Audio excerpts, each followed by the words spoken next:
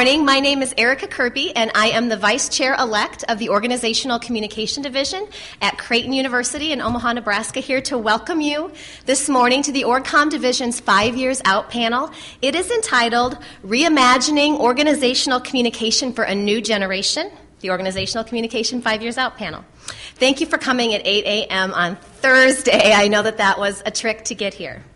In terms of our panel today, what I wanted to do in planning this was be able to acknowledge the rich history that organizational communication has while really spending a lot of time visioning for the future in the time that we have together.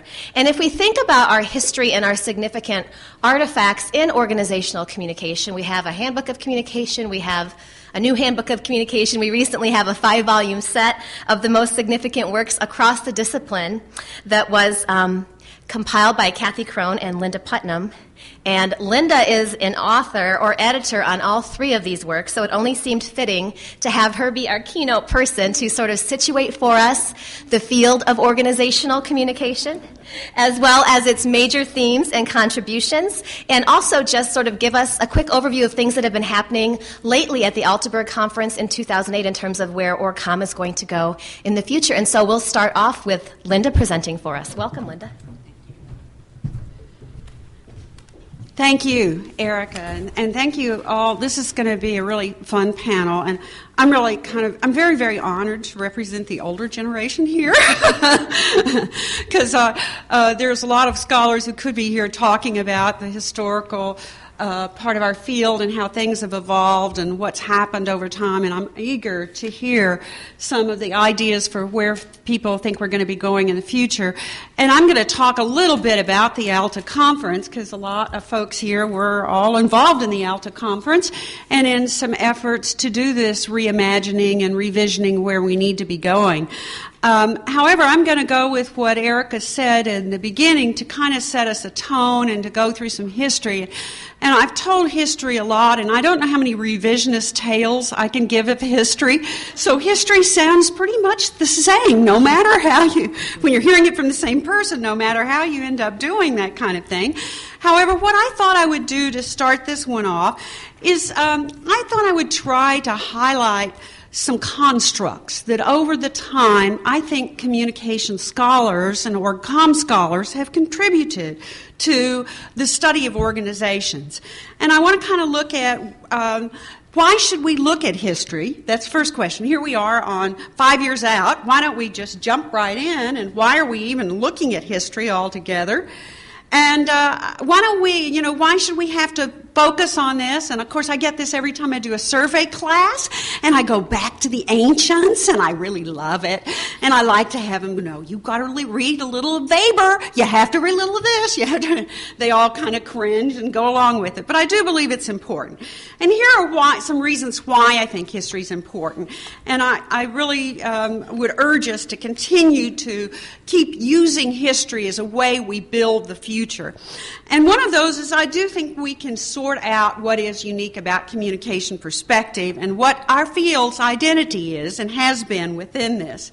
And so if you understand, in my mind, the evolution and differentiation among a lot of different metaphors and the ways we've looked at the field, Charles Redding talked a whole lot about why organizational communication is so different than business communication, and it's different than industrial psychology.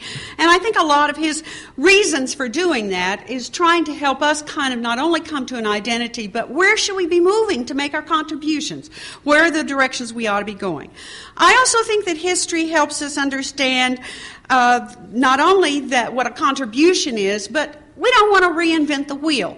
I often get a lot of students in my office saying, well, I want to do da-da-da-da-da-da-da. And I say, well, yeah, that's a good idea, but you ought to go back and look at about 85. They did this, and you may want to build on that. So you need to build on knowledge, and that's another. And it makes a lot of difference when we think about discursive leadership is so very different than psychological leadership, and understanding where that's been and how that's come. Finally, I want to kind of talk about history as getting to new constructs and key concepts related to historical view. And I'll just use Charles Redding's comment, those who would divine a future must also study the past, as I go through some of this. to try to talk a little about history, I thought I would kind of do some different way of kind of looking at major themes and contributions. Rather than going through topics like leadership and conflict and technology and networks and so forth, I really want to focus on some things I think communication scholars have over the time contributed that are, I think, some key constructs in the field. And I'm going to do it with 4 ways that I think scholars in organizational communication have focused on the communication phenomena is figure, the major thing they've really looked at and examined. And the first area I'm going to talk about is messages and communication process. Then I'm going to look at meaning, and then some new systems thinking, which I think is patterns and forms, and then focus a little on discourse, and then talk a little about ALTA and what we saw are some of the new themes coming out from ALTA. Let me go back to this focus on message.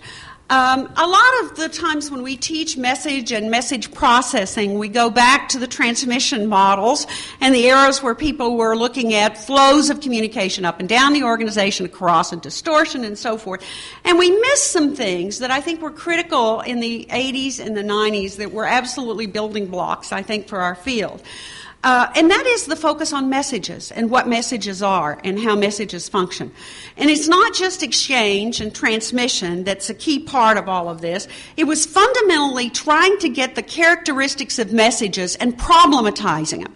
And concepts like ambiguity, openness, timeliness, feedback, I think a lot of scholars in the early 80s really took those on and really tried to examine them as characteristics that were beyond what I would call taken for granted assumptions within that.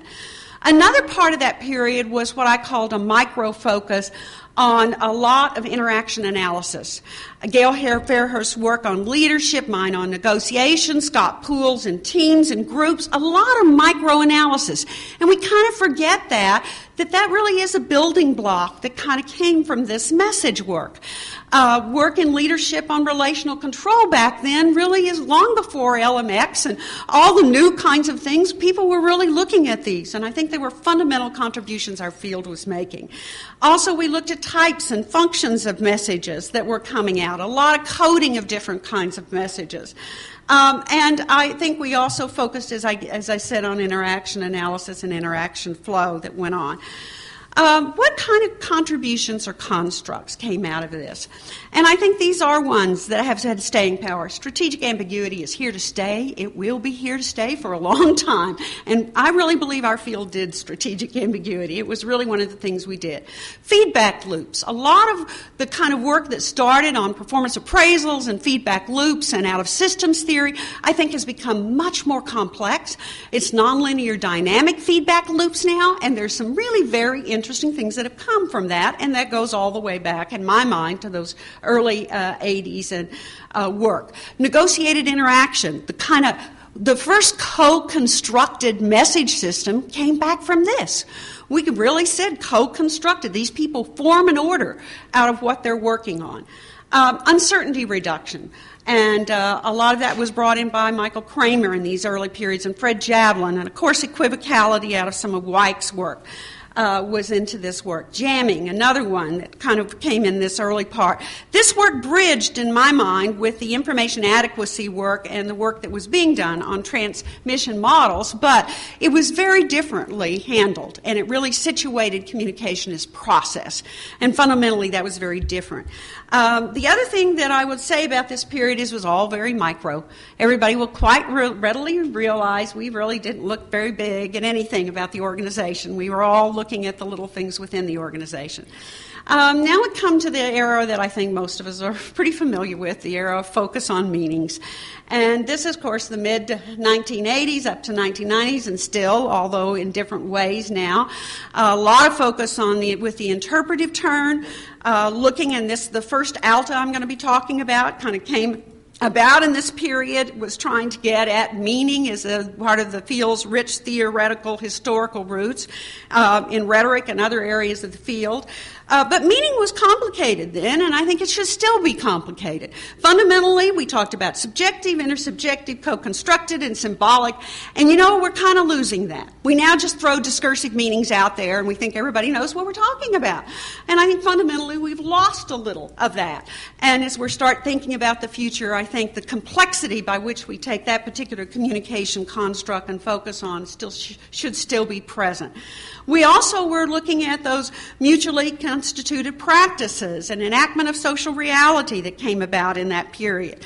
And of course, lines of work in that we're all familiar with were narratives and rituals, storytelling, metaphorical language, semiotics, physical objects, and I think we're going to get back into looking at some of that, but also that came out of the culture area, and the study of subcultures and symbols. Some of the work that also was in that line of work came out of the critical tradition, certainly power, control, hegemony, ideology, resistance, feminist studies, and so forth came out of that era. Well, what are some constructs that I feel brought to that arena and looking at that other fields did not? I really do think we did more with meaning. Fundamentally, we problematized it and looked much more in it, and when we got into pluralistic meanings, we really had some different ways of looking at co-construction of pluralistic meanings. Root metaphors were another. Distorted communication, certainly Dietz's work in distorted communication in that era, fundamental. Tompkins' work on unobtrusive control, Barker's work with concerted control, those were constructs. We made those constructs that are alive and I think well today. Corporate colonization, picked up by others outside our field from Dietz's early work in this area. And I actually think we gave Giddens dialectic control communication meaning. A lot of people who went into that, as well as duality of structure in my mind, really brought communication perspectives to that, and so these are key contributions. This era, let me make a comment about this era before I leave it. I moved on and probably should go back to this. One of the things I think that was a bit of a problem in this era was we really ended up, I think, too much into other sociological theorists. To Giddens, Habermas, Gertz, others. We drew pretty much heavily from them. We problematized their work and stuff, but we weren't creating our own. We really were appropriating, I think, from a lot of other theories. And not to say that that wasn't important, the organizationist entity entered into this work. The study of what it is and how it begins to form started, I think, in this era, but never really reached fruition until the discourse era. The next era I want to talk about is new systems theory, which I also think came through the 90s and the 2000s, and certainly Contractor and Poole and many others were contributors to this with new organizational forms as a key feature or line of work, macro network analysis. If you look at the 1987 handbook of Monty and Contractor, pretty much all micro, not much macro, a little bit of interorganizational at the end, but not much there. And so I think what happens in a new systems theory is the big macro network analysis enters in. Self-organizing systems and collective action come into play in this period. What are some contributions that new systems theory, I think, has made? And, of course, a lot of work on technology went on in this particular era. I think blurred boundaries and permeable boundaries and movement of boundaries really got pushed to its limits with some of this work. It was there, certainly, with interpretive work, but I think it really hit a fruition. Also, disorganization. I have scholars who've come to me and said, I'm interested in disorganization. Well, that kind of came around through new systems theory. A lot of work on that. And knowledge networks, I think, were things that we appropriated in communication from that particular perspective. Let me go to the last perspective here that I'll be talking about, which is the discourse turn, or the discourse perspective. This came about, and this is mostly, I think, where we've been since 1995 on up to 2000. We've been in a discourse turn where we've been looking at text and conversation, language analysis. We've been looking at it in a micro way, as well as in macro, little big, big D, little big D, and so forth involved in it. This is also, in my mind, a highly postmodern infused arena that we've been involved in. Meanings have come into discursive practices, and communication is now the site of an organization. And I think a lot of work is focused trying to unpack that, and some of the contributions that we have from that is clearly trying to deal with that. So if you look at key constructs we got out of the discourse era that I think we fundamentally have made a difference as organizational scholars, is the communication constitutes organization. And actually that has been used even outside our discipline. You have many other people talking from that notion and referring to the kind of work that I think has gone on.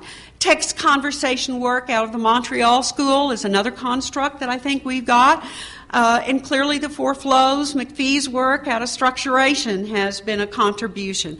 I think a major contribution out of this is to really bring forward dialectics and contradiction. You just can't imagine the number of paradoxical studies and dialectical studies and people who actually don't even go in looking at that from a variety of different kinds of perspectives.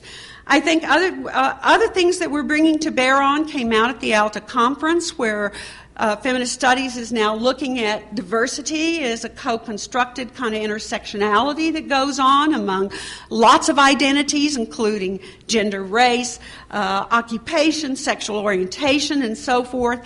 Also, the whole notion of genres has come into play, I think, in this period, in technology and genres, and now this whole concern with practice.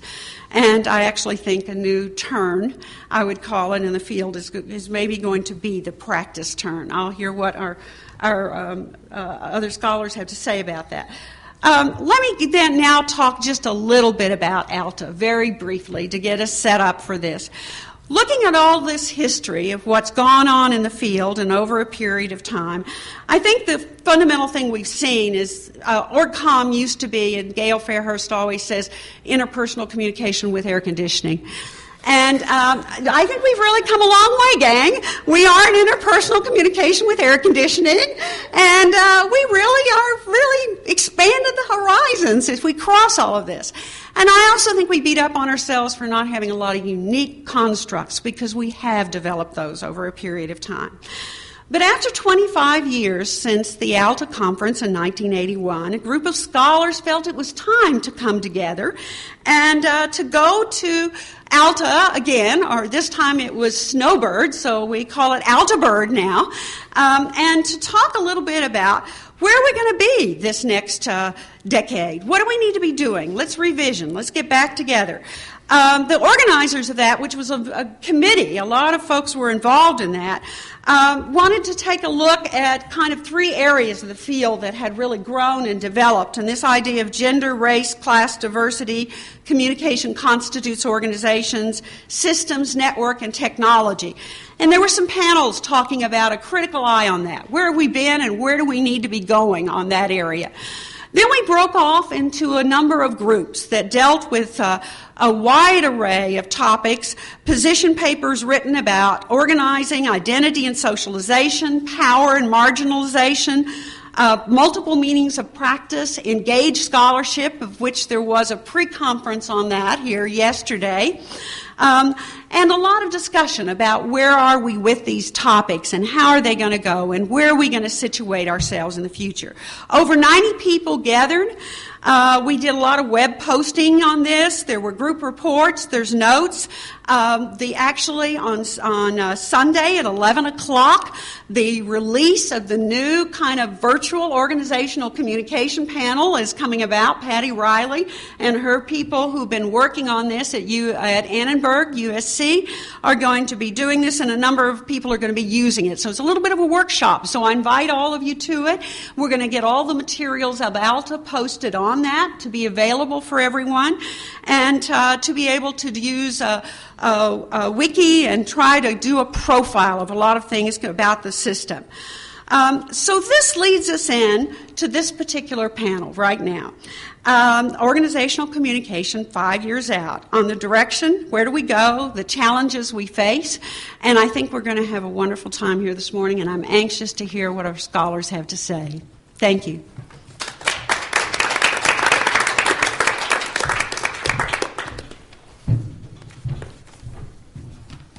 Well, thank you, Linda. Now it is time to transition into reimagining organizational communication for a new generation. So the group of scholars that I have up with me, as well as myself, on the floor here have gotten our PhDs within the last 10 years. I think everybody actually since 2000. And so sort of wanted to see what people we're thinking about for the future.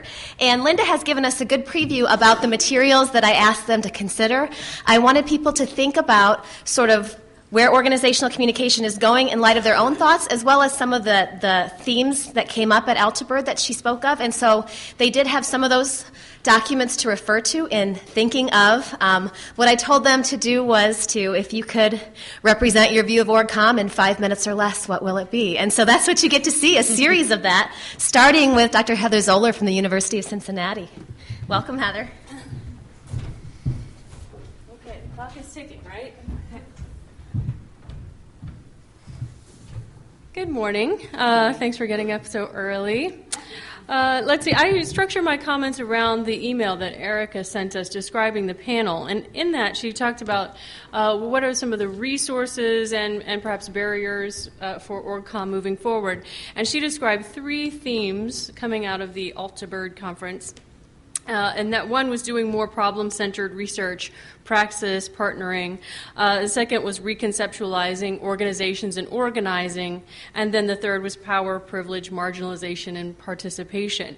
And so that got me thinking again about the conference. And I think that my reaction to the conference was that I saw a lot of interest in number one, which was that praxis, doing more problem-centered research and partnering.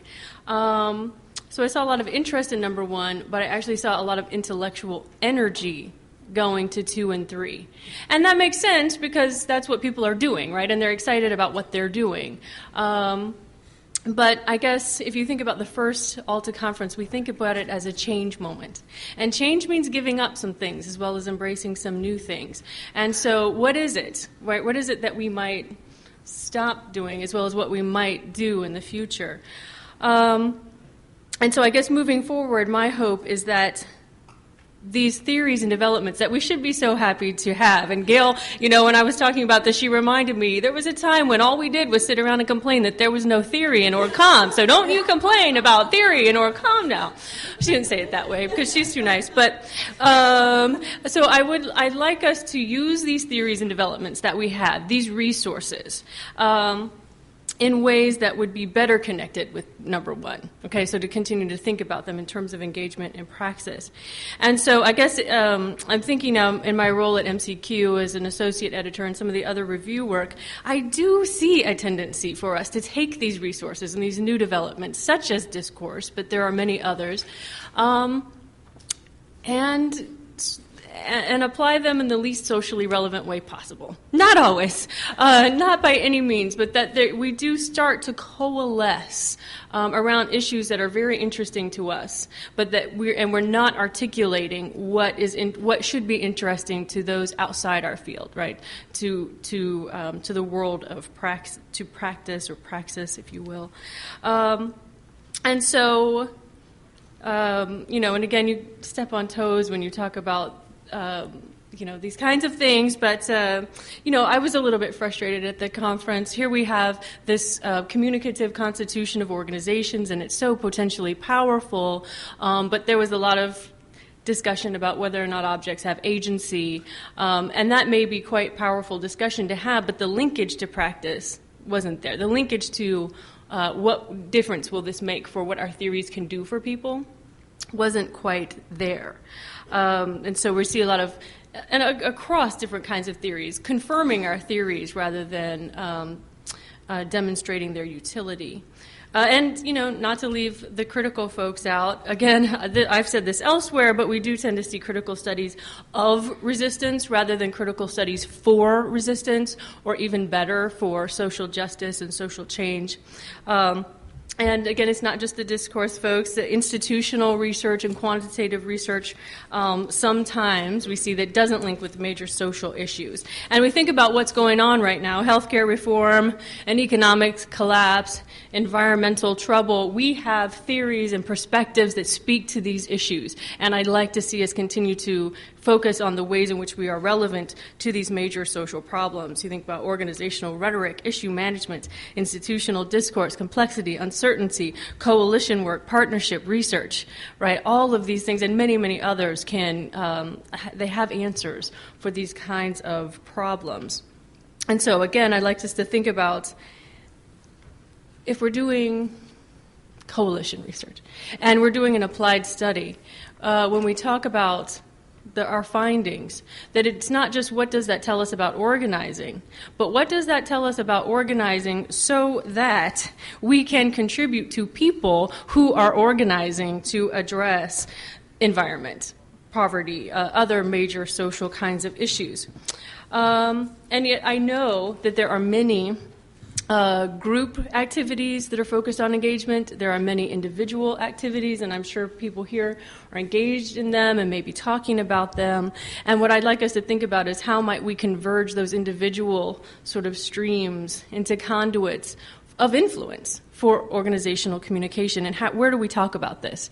And again, at the conference I mentioned, I can't help but compare us to health comm, and in health communication, we've got the CDC. Health communication is in Healthy People 2010 and now 2020. I'm part of the discipline. We help construct Healthy People 2020. What are those conduits for OrgComm, and how can we help develop those together? And I had some kind of what are probably maybe strange thoughts about some of the ways that we might think about that. Our undergraduate program, a year or two ago was certified by PRSA, and that led me to think, well, what can we certify? Right? We have all this knowledge. We can certify corporate public governmental dialogues. Are they open? Are they adequate? Programs of conflict management, participation programs. If not certification, can we develop best practices, guidelines, training programs? Can we create a clearinghouse for marginalized groups who need to deal with issues of participation, critical engagement, organizing, right? Can we do these things? And maybe we can't, because we're not a simplistic field. We're not likely to agree on some simplistic recipes by any means. We're more sophisticated than that. But I think perhaps that just having those conversations about creating some of those conduits, as difficult and time-consuming as it is, I know it's easy to say, it's more difficult to do, but having those conversations might help us to converge some of these theories together in ways that would think more about engagement.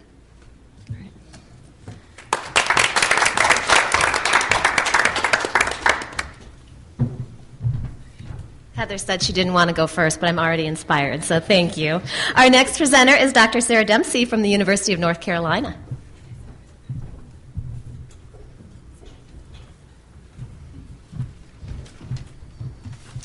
Good morning. Good morning. So I want to thank Erica and Linda for organizing us into this motley crew here. And I'm just going to say a couple of things about what I am envisioning when faced with this very broad, large topic of the future of OrgComm in 10 years. And I want to acknowledge, too, that this is I'm really happy to be able to participate in this and to be with you all today and participate in that conversation. So I think that very much echoing many of Heather's comments, that I think it's increasingly critical that we adopt and remain tied to our historical connections in problem-centered research. And I think that at this particular historical moment, it is clear that we need to think more, I think, in the future about how we can address the inequalities built into the global economic system. So that's something that I'd like to kind of, in the time that I have, talk about a little bit more. So at this particular moment, workers are facing growing economic uncertainty. We have job loss, downsizing, and right-sizing. Workers are being asked to work longer hours over a longer lifespan and with less pay. We have a troubling trend in which so-called good jobs that provide long-term employment, health care, retirement, and access to the middle class are disappearing more quickly than they're being replaced.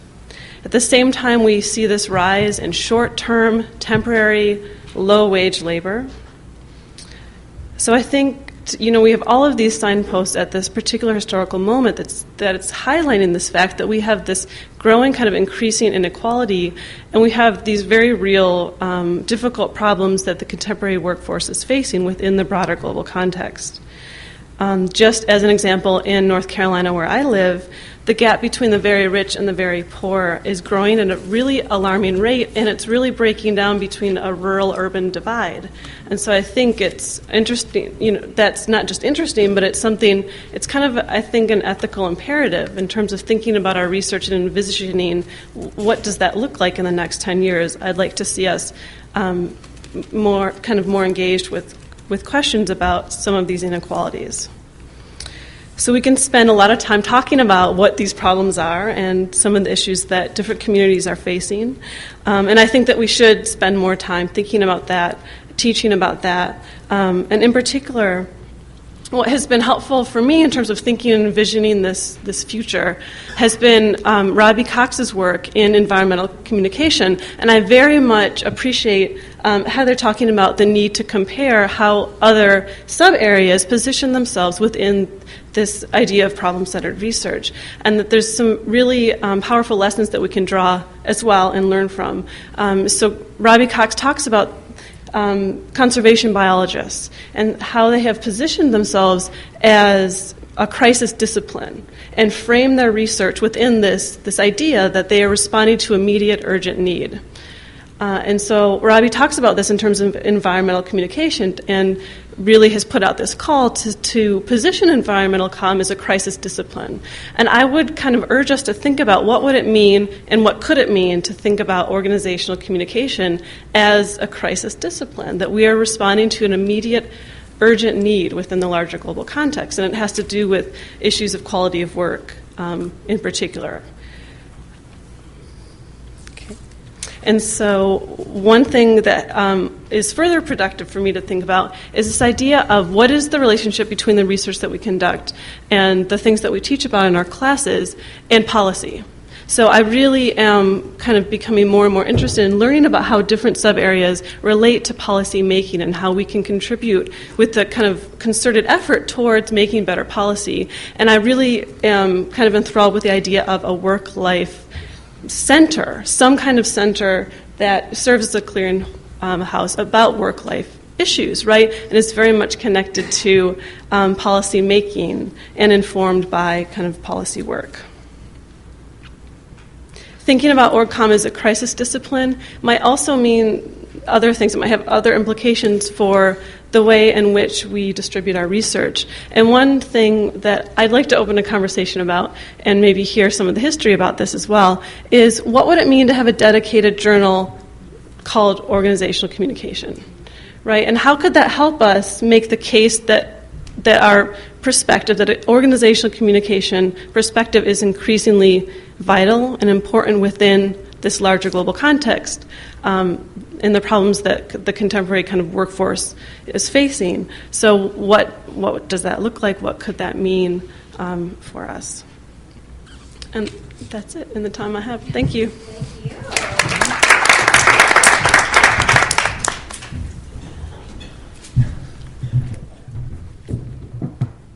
Our third presentation this morning is from Dr. Ryan Beisel from the University of Oklahoma, and it's your first year, right? Starting a second year, so he's freshly minted. Hello and good morning. Thanks for meeting us here so early. As I thought about what important directions I see in the future of organizational communication, 3 areas came to my mind. And in general, I want to kind of categorize them for you. The first 2 I see are blind spots. And I intend some irony. Seeing a blind spot is a difficult thing to do, and that's kind of what we're being asked to do this morning.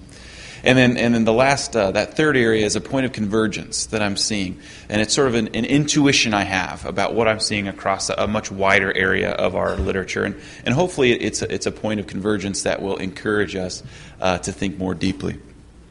Communication constitutes organization, CCO theories, which Dr. Putnam referred to. They find their roots in the original ALTA conference and have blossomed over these recent years. These theories are incredibly important for us all, for our subdiscipline, because they provide a forceful and convincing answer to the question, hey, why communication? And better yet, why communication to the study of organization?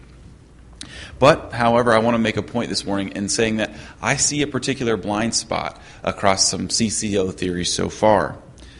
First, I want to call it what I see as kind of an organizing bias. And I mean by organizing bias the tendency of us, of organizational communication researchers, to see communication as constituting order and coordinated action, rather than disorder and an inability to coordinate action. What I mean by this is I've seen few empirical applications of CCO. I'm going to stop myself for a second. I've seen few empirical applications of CCO. I'll put a period there. I've seen few applications of CCO theoretically, which takes very seriously the possibility that communication interferes with action coordination and organizing. Empirical observations, anecdotal experiences from your own workplace, they tell you that poor workplace talk, full of inefficiencies and errors, can produce an inability to relate heedfully. Thus, it stands to reason that there must be a point at which the presence of ineffective or inefficient interaction produces decay. We may even call this dissipation, decay or dissipation, of organizing to the extent that the existence of organizing or organization is uncertain. In other words, I guess I'm calling for a looking for disconfirming information rather than confirming information. We need to look again at the ambivalent, the multivalent, the polyvalent nature of communication, and take quite seriously the notion that what does it mean, a degree of effectiveness in communication could have on the related presence or absence of organizational constitution. Beyond just specifically CCO theory, I see another blind spot in a bit of a wider area of our literature, and I've been thinking of it as a kind of duality bias. And I think I'm treading on sacred ground, but that's purposeful here. I would venture to say that most of us in this room would suggest that we are profoundly influenced by Giddens and his notion of structuration theory, his notion of duality of structure. I'm certainly included in that. But isn't it strange that we see structure and agency two-ness, I'm emphasizing two-ness here, explained everywhere in our literature? And it comes in twos: control and resistance, little d discourse, big D discourse, policy and practice, informal networks versus formal command structures, text and conversation. I believe if I open it up to the floor, you all could start naming a few more twos. Now, what I'm suggesting is certainly not that Giddens' idea is useful. It's incredibly useful. This is good evidence for it. But what I am suggesting is why are we seeing conceptual twos around every corner? Could it be that we're finding what we're looking for in the Kuhnian sense? Could it be that there's a third, fourth, or fifth term that would be useful for us? And I guess I'm inciting us to go look for it.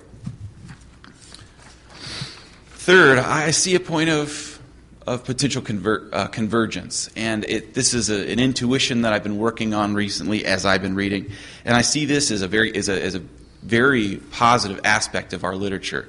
It's positive, and it's something I see across the culture and the unobtrusive control, the identification, the ethics, the socialization, and ideology research. I've been thinking of it, and you'll have to forgive me, I'm still not comfortable with my own language for describing it, but I've been thinking lately of the need for the rhetorically absent.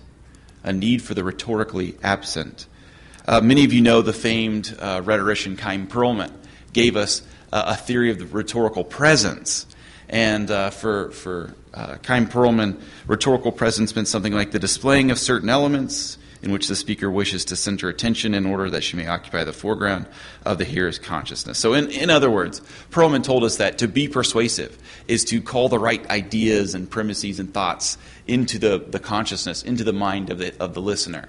And better yet, to make sure that you don't call attention to those ideas, thoughts, and premises that aren't very useful for your argument.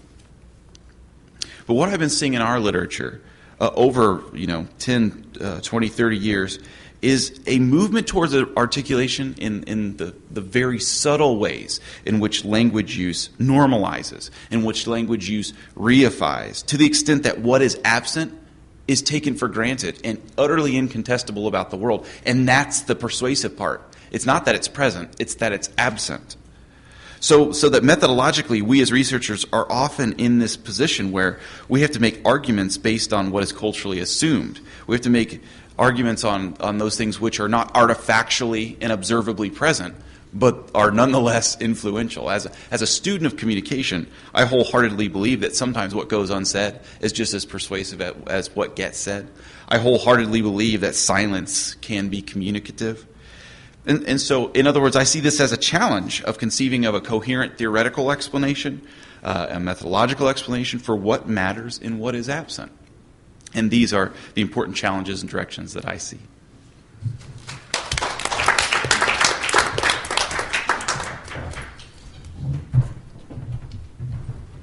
Thank you, Ryan. Our next presentation will be from Dr. Michele Shumate from the University of Illinois.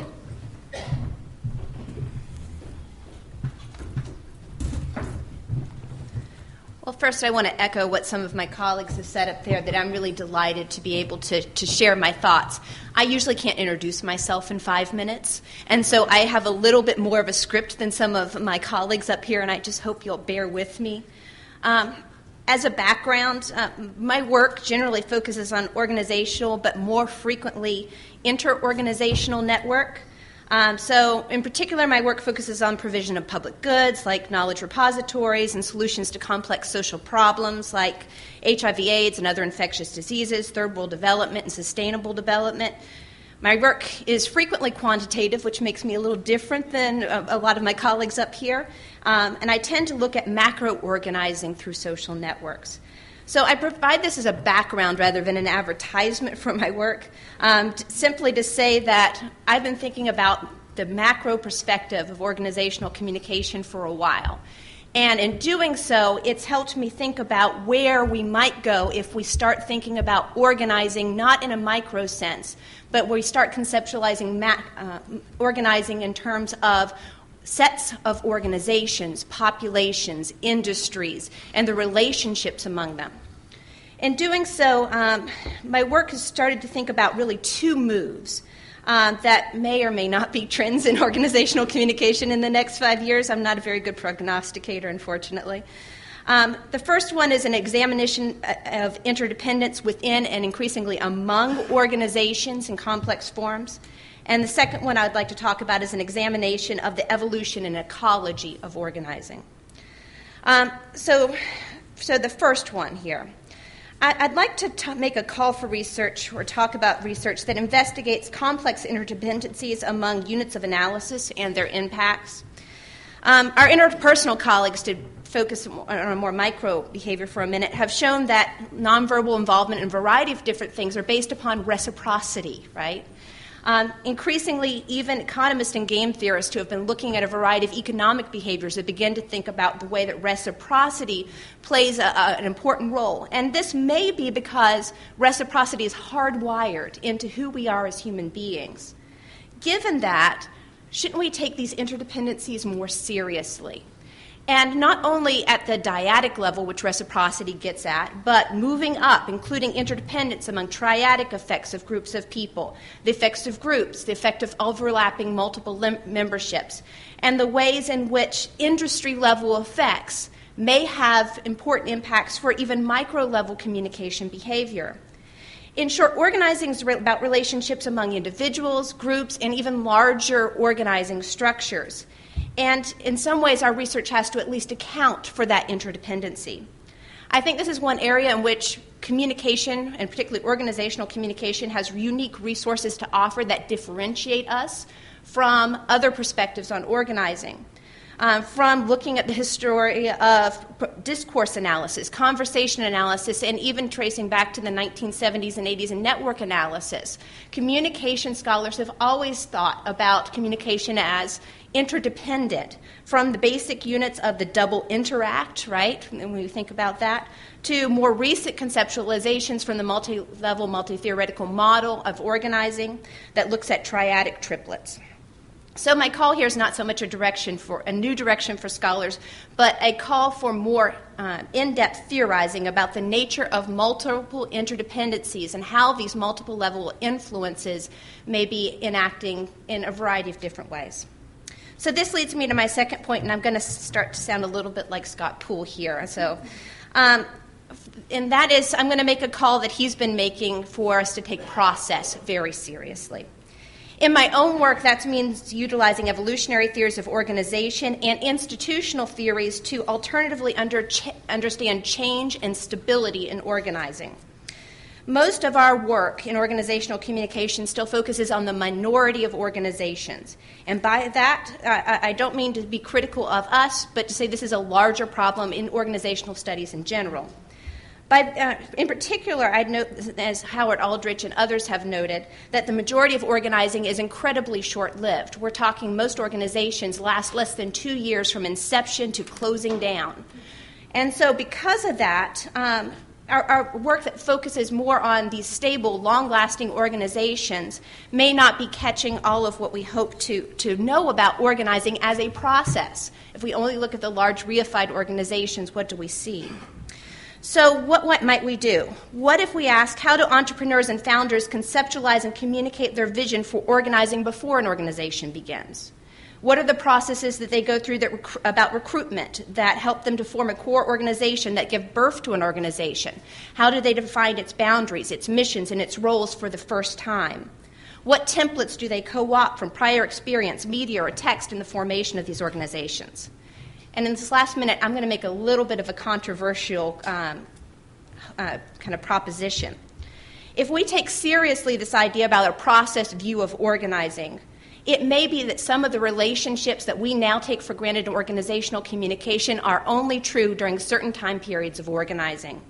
In a sense, both life cycle models and evolutionary models suggest that if we find relationships from data or even drawing models from data that, and building them up, these processes may be time contextual. So, from my own work, I've certainly found this in interorganizational networks as industries form over time. So my modest proposal is not that everybody does evolutionary theory, though I'd love to talk to you about that, but that in our description of participants, and as we start thinking about our data, we include an organizational and an industry-level history by which to situate our findings, so that those who do macro-level meta-analyses may be able to talk about whether the findings are contextual in the maturity of an industry or the maturity of an organization. So I hope that it's been at least thought-provoking, and thank you for coming this early in the morning.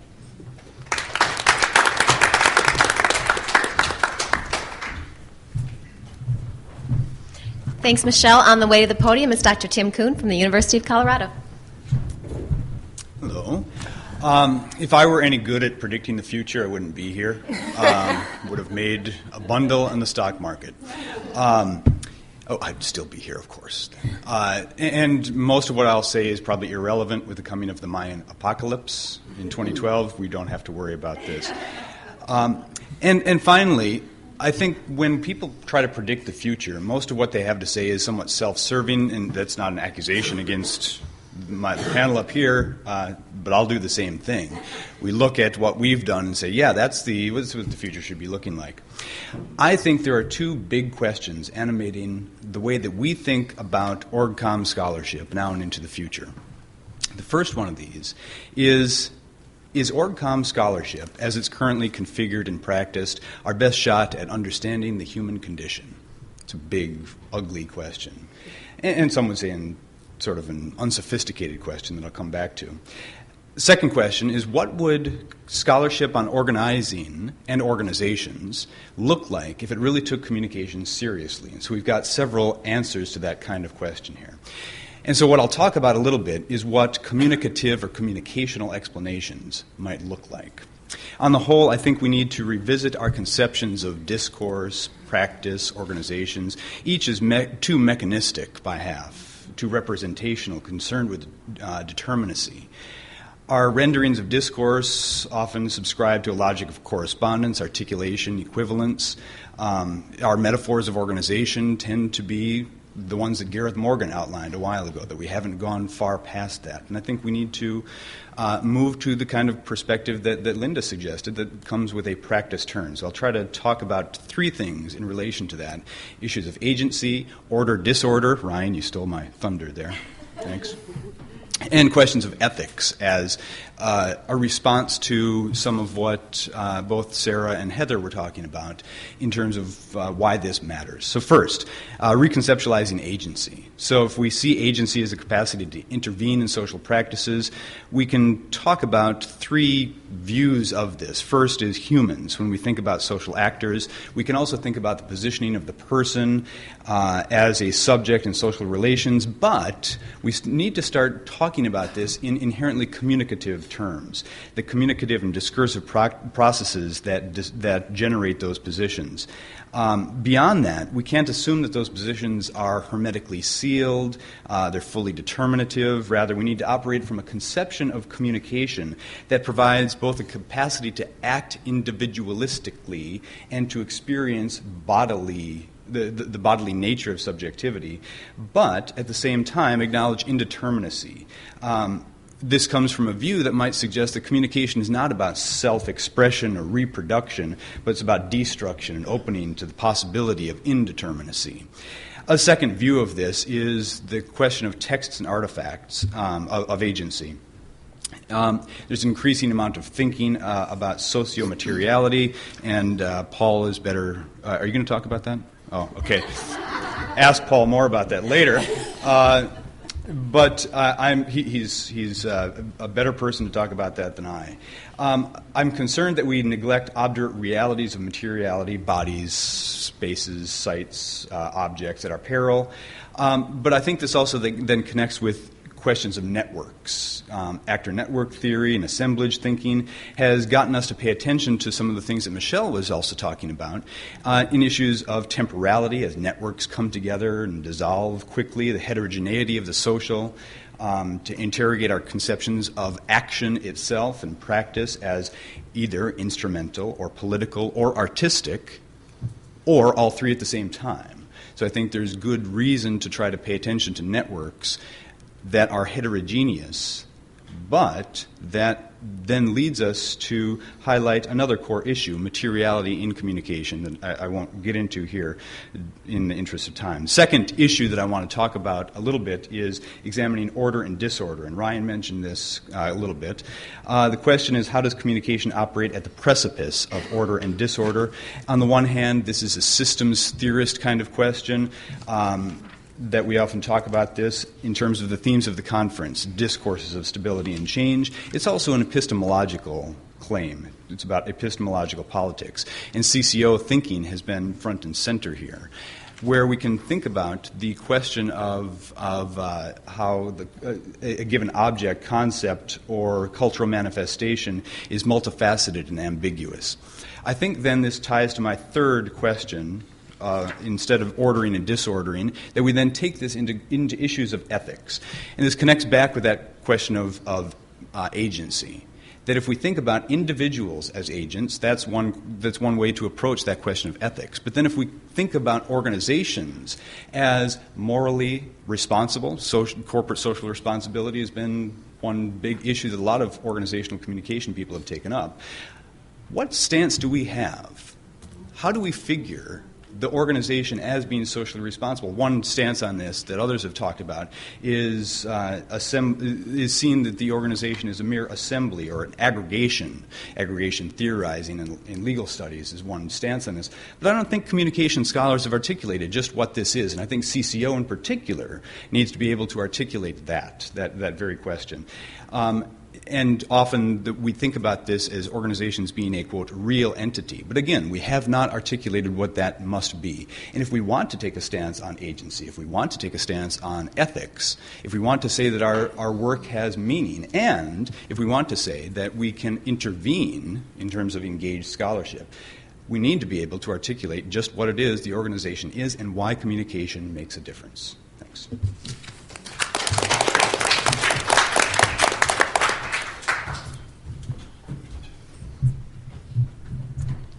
Thanks, Tim. Next up, we have Dr. Maria Dixon from Southern Methodist University.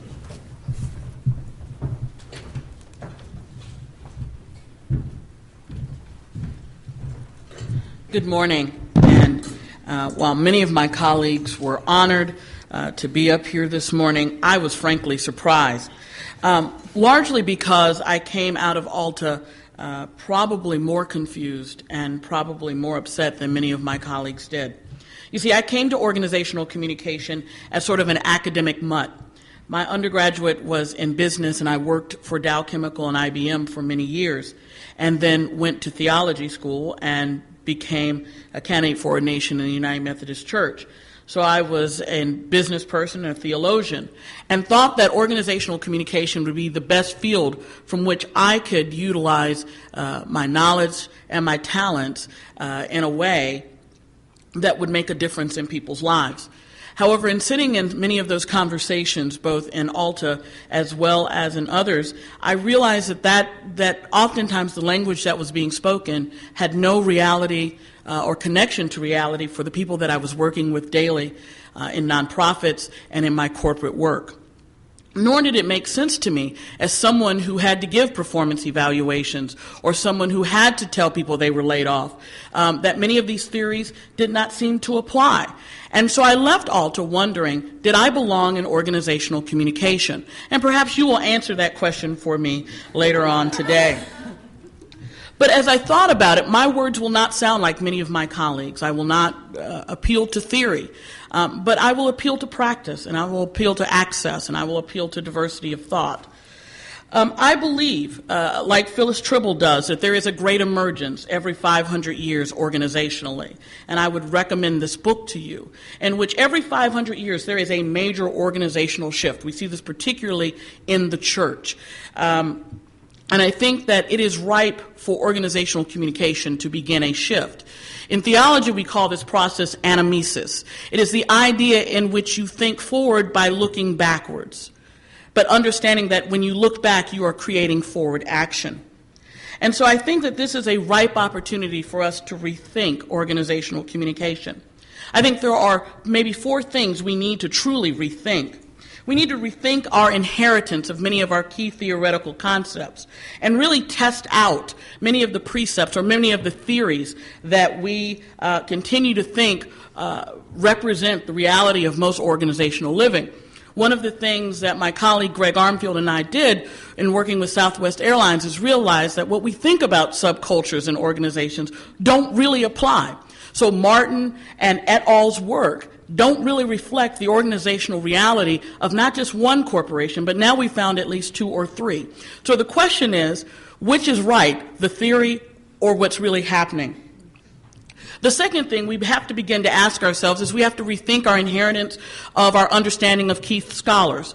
One of the things that I lobbied for was we had to rethink what we thought of Foucault. Too often we had just depended on 2 or 3 scholars to tell us what Foucault said. And actually going back to the French, we found that Foucault said something different about power. And so one of the things we have to begin to ask ourselves is whether or not we've inherited properly what other people have said. I think the second thing is we have to rethink our understanding and reclaim critical scholarship. We have claimed critical epistemology, but we have left alone critical axiology. Critical axiology demands that we be about transformation, that our work transforms people's lives. And the question is, has our critical scholarship made a difference in anyone's life? And I think in order for us to answer that question, we are called to be engaged scholars. That does not mean just simply being consultants. That simply does not mean attending a couple of community activities. But it means creating work that is accessible to the average person. That means they don't have to go to www.natcom.org to find our work. That our work is accessible in a lot of places that may not get us tenure, but may make a difference in someone's lives. I think, finally, we have to rethink what we think of as an organization. While I have lived and breathed and been a beneficiary of the corporate entity, when we look at nonprofits, particularly the church, we don't understand how certain of our key concepts really work in these new kinds of organizations. One of the reasons that I have been drawn to power is because we don't understand how individuals are allowing themselves to be moved and shaped by other individuals when they're in a pleasurable relationship. Too often we think of the world in a duality, as manager-subordinate. What do we do when people are in organizational relationships that are pleasurable, yet they continue to act against their own interest. These are the things that I think we may need to think about as we move forward.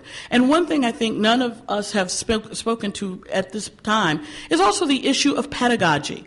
How are we training the people in our undergraduate and our graduate classrooms to understand the difference that communication can make in creating ethical spaces within any organization that they will choose to enter?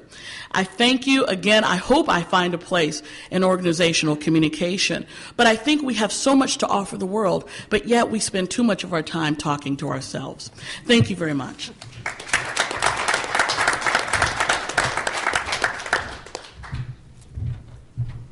Thanks, Maria. Our final formal presentation is from Dr. Paul Leonardi from Northwestern University.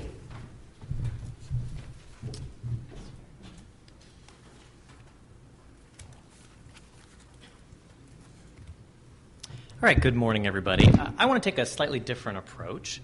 And rather than talking about phenomena that may be important or what we would do by studying different phenomena, I want to talk about how we might study certain phenomena in the next 5 years, and in particular, why studying phenomena in this way, or how studying phenomena in this way might help us to relate better to other disciplines that also study organizations. And the reason I thought I might do this morning is because I've recently gone through 2 major transitions. And while they're still fresh in my mind, I thought it's a nice time to talk about them. The first is that I got my master's degree in organizational communication and started reading many of the same things that you all in this room have. And then I got a PhD in management. And then, so that was one transition. And then I had got a job in a communication school. So that was a transition from communication to management, and then management back to communication. And so as I've moved between these contexts, certain themes have become more salient to me, and I'd like to use those more salient kinds of themes to organize my talk today. So the first is, I wanted to talk about some questions that I heard while completing a PhD in management. And these are the bad questions that I heard. So, the first one is, well, what is communications? Always with an S. Right? And the second would be, well, do communications people, do they teach public speaking courses? And is organizational communication, well, is that public relations? So, and I went to a fairly typical kind of management department, and these are the kinds of questions that PhD students were asking when I said I got a master's degree in organizational communication. These were the kinds of questions that other faculty members were asking as well. But not all the questions were bad. Some of the questions were maybe pretty good. So one thing that I often heard, was not really a question, was that studying communication is about the most important thing that you can do. Folks in management seem to really agree on this point, that everything that people do in organizations is communication, and that studying communication is extremely important. But then I heard some rather weird things, and of course, because I moved from comm to management, I was sensitized towards certain names. So I heard, Poole, adaptive structuration theory, that's great work. He's in the management school at blank, right? Or Dietz, critical theory, really fascinating, but he's in the management school at this place. Or Putnam, negotiations, right? What a great approach, but she's in the management school at wherever. I raise these points because I think it's interesting that when you look at certain kinds of ways that people have studied organizations, management folks think, well, that's completely weird. And when you look at other ways that people have studied organizations and organizing, they say, well, clearly those folks are one of us. And I want to talk a little bit about this in the next couple minutes. But before we do that, I want to talk about some questions I heard through my other transition. Coming to NCA for the first time in about 4 years in 2007, I sat in on a number of different panels. I went to a broad number to try to just say, okay, well, what's going on in the field since I've been gone for a few years? And I heard things like this. This is a nice study on identity, but what's the communication focus here? Or this is a nice study on distributed leadership. Why is this a communication study and not just a management study? ICA, I heard the same thing, so I figured it wasn't so much of an aberration. This is a nice study on corporate social responsibility, but it needs to have a communication lens. Or this is a nice study on, fill in the blanks. So one of the things I noticed, right, as I'm making this transition is that many folks in communication seem to be pushing colleagues and students to really think about the communication focus of a particular phenomena. My argument this morning is that in the next 5 years, I don't think that's a very good move. I think it's a very limiting move for our field, and it's a limiting move in how we relate to other disciplines that also study communication issues in organizations. So this is a matter of orientation. And I'd like to draw the distinction between contributing to a phenomena and owning a phenomenon.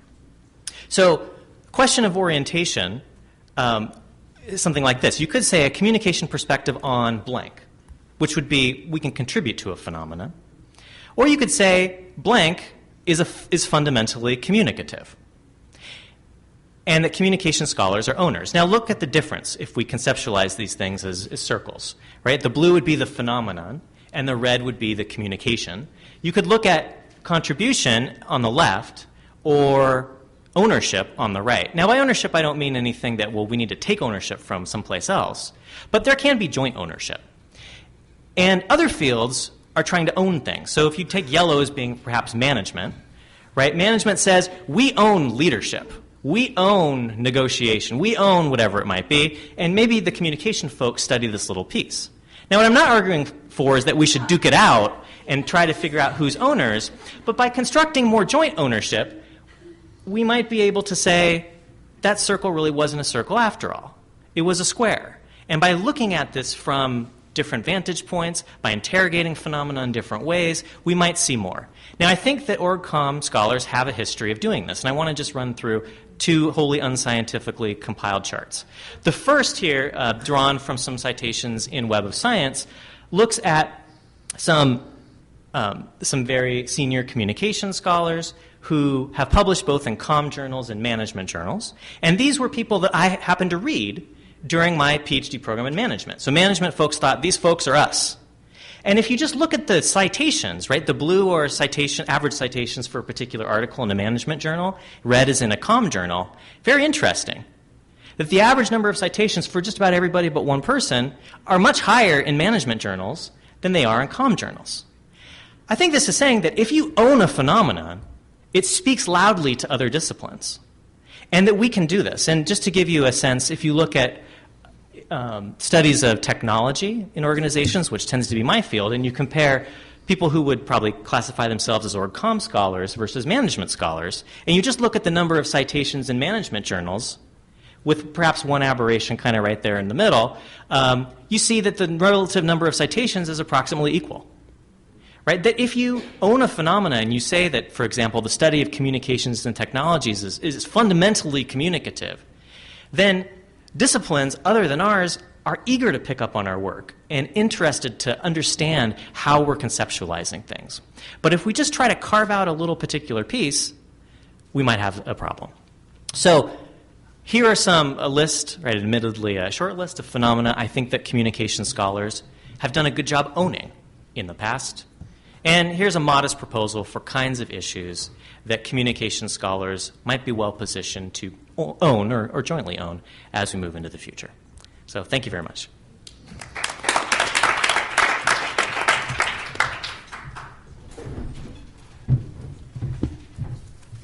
Well, how cool has this been so far? I have greatly enjoyed myself to this point. We have just a little bit of time to open it up. Actually, in the NCA call for 5 years out, they wanted to make sure that we also talked about the greatest contributions organizational communication has made to communities inside and outside the academy. I feel like Linda's presentation, the way that she structured it, really spoke to the greatest constructs that OrgComm has contributed. So I guess I'd just like to close with if there's final thoughts from the panelists or the audience, if there's comments you want to make on something that has inspired you today from what you've heard from the panelists. Because we're on tape, I'm going to kind of do this talk show style and bring the microphone down if anybody has anything that they want to say. And I'm not sure, can somebody speak into one of yours to see if y'all's are on in case? Hello. Okay, I think that's on too. So, any comments anyone would like to make or questions from the audience? Yes, Linda. If you cross all of you and what you're talking about, there's kind of a split. There's a lot of interest in this gay scholarship practice. There's interest in, I think, building constructs of where we've been and refining, getting to where we haven't been and all. What do you see is happening in the area in the future. Do you think these can cross together? Do you think we're going to splinter a little bit? What do you think? Tough, I know. But someone? I was actually looking to see if anyone else was going to respond, but I'll respond. You know, I think that my hope is that we can collaborate, because I think that you can have both sides. I don't think it has to be an either or. But I think the way that our field is structured, I think there may be a split. There may be those who will go off and do the praxis, and you know, unfortunately in just the academy, there's a tendency to then vilify the other side. My hope is that we don't get to that point, that we can say that theory and praxis have a life together, that praxis unexplained is just praxis, but theory unapplied is a dream. So I think that we have something to offer to ourselves, but I think that there are the rumblings that I'm hearing are individuals who are saying, is there a place for praxis? And I think that's where you usually start hearing that major shift of people saying, maybe there's another way. Yes, I absolutely agree with that analysis, and I think that there needs to be a more consideration given to how we can be reflexive enough about practice to turn back around and think about what that means for theory. And I think of Kevin Barge's work. I think of Bob Craig and Joanne Keaton have been thinking a lot about what does it mean to begin from practice, think reflexively enough, and contribute back to challenging or testing theory. And I think that that's the link that we need, not only in these conversations, but even in graduate education. Mm-hmm. I don't think that that's what I was necessarily trained in, and wish that I would have been.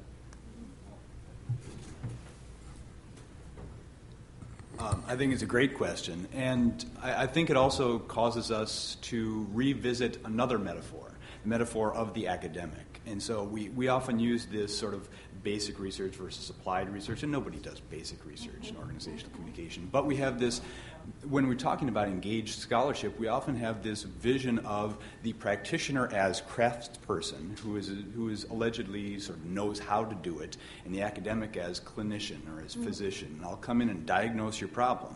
And I think we need to move beyond that. And my stance would be that we need to develop those communicative or communicational explanations, and I completely agree with Paul about this, is carving out some phenomena and a vision of the organization as sort of a processual thing that sort of doesn't fit together, but a way to use a communication lens to be able to both understand phenomena, processes, organizations. All of these things get wrapped under that mantle of practice that Linda was talking about, practice theory. And then to use that in a way that doesn't trap us into this vision of the academic enterprise as being a clinician or a physician. Shiv. I have a question to the panel at large, I think. This has to do with the idea of engagement because it's cropped up in so many of your comments this morning. I think the arguments that all of you have made as to why we need to be a more engaged discipline are compelling. But every time one makes a call for engagement, it also implies that we are currently disengaged. And so I'm interested in hearing you speculate as to why you think we aren't more engaged. You know, what are the reasons for this problem? I guess is just the way I can express that. Well, I guess I might just question your question right back, because I'm not sure that people are saying we're not engaged. But you're saying you really need to be more, right? Or perhaps differently engaged, right? Because you're using the metaphor of the physician, right? Mm-hmm. And so I guess one of the things I was encouraging us to do is not only it's about that applying our theories out in the world and then understanding what that process speaks back to the discipline. So, sort of combining it that way and being careful, again, about the kinds of things that we center on. Where does our energy go? and to what degree are we ensuring that when we're talking about theory, we are talking about the implications of that for practice. And for me, it's also about not that individuals are not finding a lot of ways to do that, but that we need to talk as a discipline about forms of influence. What you do as an individual is more limited than what we might do as a discipline. And, again, I mentioned HealthCom, but you can think about the American Psychological Association, right? They have conduits of influence of practice, and we're not directly comparable to a discipline like that, but I just encourage us to think about that, to think about our textbooks and to what degree they introduce students to our theories rather than help the vast majority of them go on to work rather than to graduate school. How much do our textbooks help them to do things related to organizational communication? So it's a matter of framing and a matter of how we collaborate. And I think it's also not just, we're talking about being engaged in creating avenues of accessibility for our work. I think that if you were to poll a number of people and say, what has management contribute to your life, I think that our management colleagues can make a better claim for what the average management person, someone sitting in a nonprofit, can say, I've read so-and-so's book and it spoke to me. I don't know if we can always make that claim. Now, that's not just one claim about being good scholars, but I think that it's an avenue of accessibility that, for me as a critical scholar, my axiology says that my work has to make a difference. Publishing an MCQ is important for my career, but it's not that people sell that in Kroger every day either. How do I create avenues for someone like a Herb Kelleher, a Colleen Barrett, an Arthur Mitchell, or individuals who are running organizations every day to understand why they can't say some things and understand why the people that they work for want to strangle them? So how do we take these theories and translate them into an accessibility so that we can speak inside and we can speak outside? To me, it's a both and. But I think sometimes we're more comfortable speaking inside because if you don't spend a lot of time outside, then it will frustrate you. And I think one of the things I've heard from a number of individuals is that we don't speak well outside, that our language does not translate. And it's finding that gestalt switch that Kuhn talks about that allows us to talk to everybody. And I think some fields do it better than others. I think our health comm colleagues do it fantastically. Thanks, Maria. I think that will have to be our last comment from the audience. Just a few things picking up on some of the suggestions that were made across the panelists. Next year's OrgComm pre-conference will be about nonprofit organizing and theorizing, and so you can look forward to that. And then there will also be, I had told Linda at the Altaberg conference that I would start taking a role in compiling some resources for teaching OrgComm, so there will be panels on the pedagogy as well. So that's one thing to look forward to 1 year from now, and I thank you all so much for coming today. Have a great conference.